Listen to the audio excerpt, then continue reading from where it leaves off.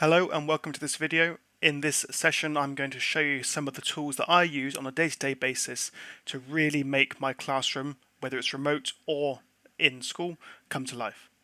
So the first thing I'd like to share with you is a very simple tool called Online Stopwatch. So just search for Online Stopwatch and it should be online-stopwatch.com. And then you have a stopwatch or a countdown. Now, to avoid the ads, which can often be distracting for the students, you can click on Use Online Stopwatch Full Screen, and then you can go super full screen in the top right here to remove this one as well.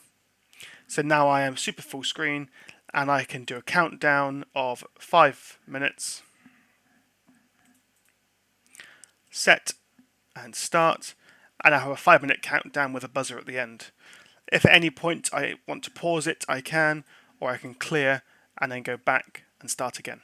So a very simple tool, very easy. This is great for setting tasks both in the classroom and remotely because it gives students a very good idea of how long they have left for a particular task.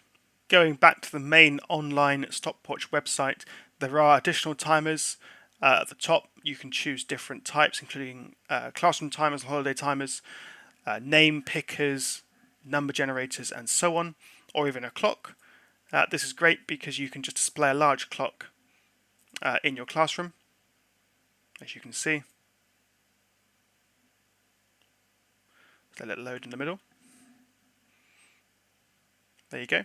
So you now have got a large clock for students to use.